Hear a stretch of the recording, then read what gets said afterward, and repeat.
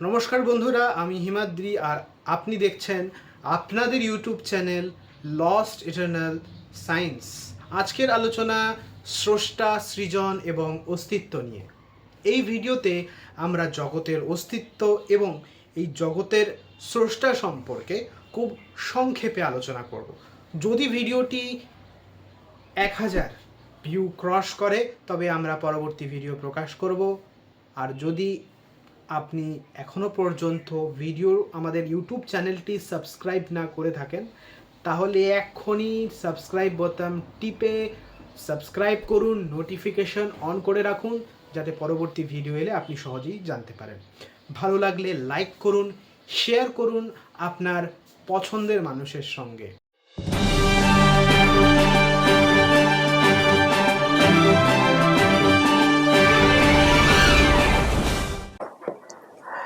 কোনো এক স্রষ্টা এই জগৎ সৃষ্টি করেছেন। প্রশ্ন হলো কেন? তিনি এই সৃজনের পূর্বে কিভাবে এবং কোন জায়গায় ছিলেন? কারণ আকাশ তো তিনি সৃষ্টি করেছেন, তবে কি তিনি আলাদা কোনো ডাইমেনশন থেকে এই আকাশ সৃষ্টি করেছেন বা এই জগৎ সৃষ্টি করেছেন? তার মানে সেই ডাইমেনশনের নিশ্চয়ই কোনো স্রষ্টা আছে। কারণ সেই যে ডাইমেনশন থেকে তিনি জগৎ সৃষ্টি করেছেন সেটাও তো কারো না কারো সৃষ্টি হতে হবে, অর্থাৎ স্রষ্টারও কোনো স্রষ্টা হতে পারে। এভাবেই স্রষ্টার স্রষ্টা এবং তার স্রষ্টাকে নিয়ে প্রশ্ন আসে। আর এই স্রষ্টার স্রষ্টা এবং তার স্রষ্টার এই যে প্রশ্ন, একটি অসীম প্রশ্নের ধারা অব্যাহত থাকে।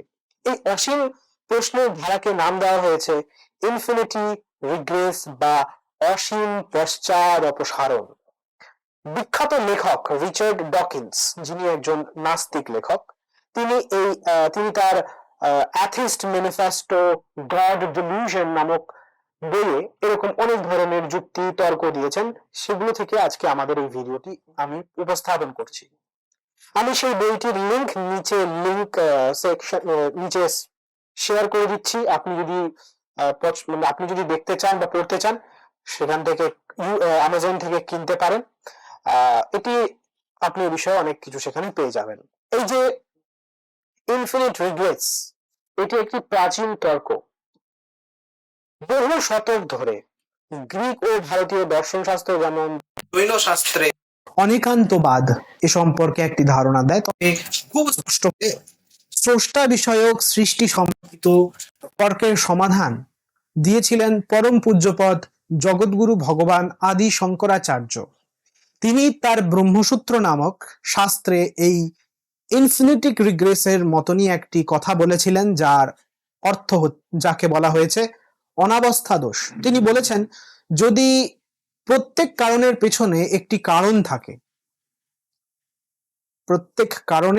যদি একটি কারণ থাকে তাহলে এমন একটি কারণ থাকতে হবে যা হবে মূল কারণ, সকল কারণের মূল। সেই মূলের নাম হলো ব্রহ্ম। এই ব্রহ্ম হলো অকারণ কারণ, যার কোনো কারণ নেই, যেটাকে আধুনিক ভাষায় নেসেসিটি বিং বলা হয়, সেটার সঙ্গে আমরা তুলনা করতে পারি।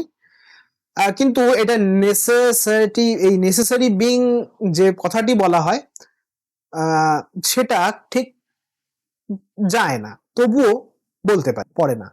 এখন আপনি জিজ্ঞেস করতে পারেন যে এই ব্রহ্মাকে অসীম, নিত্য, স্বয়ং প্রকাশ এবং অদ্বিতীয় বলা হয়েছে কেন? এর পেছনে কি যুক্তি বা প্রমাণ আছে? আমি আপনাকে সংখ্যা তত্ত্বের প্রমাণ দিয়ে এটা একটু বোঝানোর চেষ্টা করতে পারি। মনে করুন আপনাকে যে কোনো দুটি সংখ্যা, যেমন ধরুন 2 বা 3, এর মধ্যে যতগুলো ভগ্নাংশ আছে সেগুলো নির্ণয় করে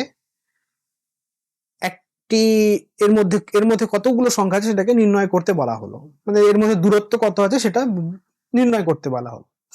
আপনি কি পারবেন? যদি আপনি গণিত জানেন তাহলে আপনার উত্তর হবে না, কারণ 2কে আপনি অসংখ্য ভগ্নাংশে অসীম পর্যন্ত ভাগ করতে থাকবেন কিন্তু শেষ হবে না। অর্থাৎ দুটি সংখ্যার মধ্যে অশেষ ভগ্নাংশ আছে। এভাবেই ব্রহ্ম অবিজ্ঞেয়, অর্থাৎ বিজ্ঞ তাকে জানে না। কিন্তু অসীম হলেও তো আমরা 2, 3, 4 এভাবে গণনা করতে পারছি, তাই না? আমরা তো থেমে থাকছি না। ঠিক সেভাবেই ব্রহ্ম আছেন, তাকেও জানা যায়। সেই অসীম বা ইনফাইনাইট অস্তিত্বকে আমরা ঈশ্বর বা ব্রহ্ম বলছি। আবার যেহেতু ঈশ্বরকে অদ্বিতীয় বলা হচ্ছে, অর্থাৎ ইহা ব্রহ্ম নয়, এটা ব্রহ্ম হতে পারে, এটা ব্রহ্ম হতে পারে না, এই ধরনের কথা বলা যাবে না, কারণ তিনি অদ্বিতীয়। পারে না, পারে, এই তো মানে এটা পারে, এটা পারে না, এই ধরনের দ্বৈততা চলবে না, ডুয়ালিটি চলবে না, তিনি সবই।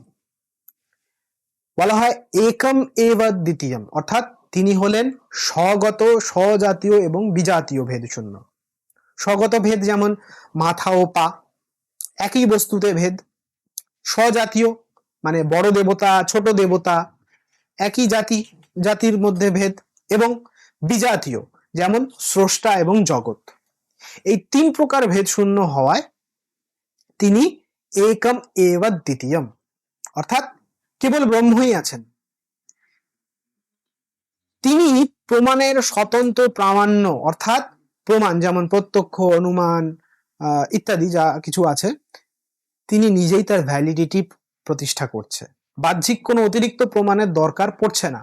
এইভাবে অনাবস্থা দোষ বা ইনফিনিট রিগ্রেসকে বৈদান্তিক সিদ্ধান্তের দ্বারা এড়ানো হয়েছে।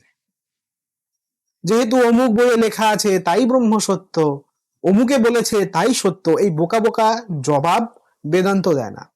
বেদান্ত মানুষের সাধারণ বুদ্ধিমত্তার স্তরকে এক ধাপ এগিয়ে নিয়ে গিয়ে কথা বলে, এক ধাপ এগিয়ে নিয়ে যেতে সাহায্য করে। তর্ক বিতর্ক চলতেই থাকবে, কিন্তু এভাবে ভাবুন কি অখণ্ড, যে অখণ্ড, সেই অখণ্ড ব্রহ্মাণ্ড, ঈশ্বর থেকে, ব্রহ্ম থেকে আপনি এই ব্রহ্মাণ্ডকে আলাদা করবেন কি করে? অভেদ। বেদান্ত বলছে কেবল ব্রহ্মই আছেন, জগৎ নেই। ব্রহ্মই জগৎ হয়েছেন। এই সব কিছুই তার প্রকট রূপ। ইনি এই বিশ্বে ব্রহ্মাণ্ডের দিকে তাকিয়ে দেখুন, এই সব কিছুই আমার ঈশ্বর, আমার ব্রহ্ম। তাকিয়ে দেখুন। আচ্ছা, তিনি জগৎ হয়েছেন তুমি দেখছো, কিন্তু তুমি নিজেকে কি দেখেছো? কে তুমি? তুমি কে? হু আর ইউ? তুমি কি এই দেহ? তুমি কি এই মন? তুমি কি এই চেতনা? তুমি কি এই বুদ্ধি? বেদান্ত বলছে তুমিই ব্রহ্ম, তত্ত্বমসি, তুমিই সে। কিন্তু এগুলো তো হলো কথার কথা। প্র্যাকটিক্যাল কি? কোনো প্রমাণ আছে কি? দেখা যাবে কি? বোঝা যাবে কি? এ তো তর্কে দিয়ে অনেক কিছুই বলা যায়। হ্যাঁ, সেটাও সম্ভব। যোগ এবং তন্ত্র মার্গ দিয়ে সূক্ষ্ম যে ব্রহ্মের কথা আমি এতক্ষণ ধরে আলোচনা করলাম, সেই সূক্ষ্ম ব্রহ্মকে স্থূল আকারে দেখা যায়। তন্ত্র সাধনার দ্বারা কেবল এক রাতের মধ্যেই সেই সত্তার অস্তিত্ব প্রত্যক্ষ করা যায়। কোনো হ্যালুসিনেশন বা ভ্রম নয়। যদি তাকে, ঈশ্বরকে দেখার স্বাদ থাকে, তবেই তুমি সাধনার পথে এগো। আর যদি তুমি সাধনা করতে রাজি না হও, তাহলে তোমাকে আমি বলবো নমস্কার, ধন্যবাদ। কারণ ঈশ্বরের কথা বলা আমার দায়িত্ব, কিন্তু ঈশ্বরে বিশ্বাস করানো আমার দায়িত্ব নয়, আমার উদ্দেশ্য নয়। আমি এই ভিডিওটি বানাচ্ছি যাতে বেদান্তের কথা, আমাদের হিন্দু সনাতন ধর্মের যে গভীরতম এবং প্রকটতম রূপ আছে, সেটাকে আমি দেখাতে পারি। তো বন্ধুরা, এর পরবর্তী ভিডিওতে আমি এই বিষয়ে আরো কঠিন কঠিন প্রশ্নের জবাব নিয়ে কথা বলবো। আপাতত এই পর্যন্তই। এই ভিডিও যদি আপনার ভালো লেগে থাকে, তাহলে আপনার বন্ধু, আপনার কাছের মানুষ ও পরিবারের মধ্যে ভিডিওটি শেয়ার করতে পারেন। এতে করে আমার ইউটিউব চ্যানেল দ্রুত গ্রো হবে এবং আমার উপকার হবে, এবং আমি আপনাদের জন্য আরো ভালো কন্টেন্ট বানাতে পারবো। আজ এটুকুই। আগামীতে আমি নতুন ভিডিওর সঙ্গে আবার আসবো। ততদিনের জন্য ধন্যবাদ, নমস্কার।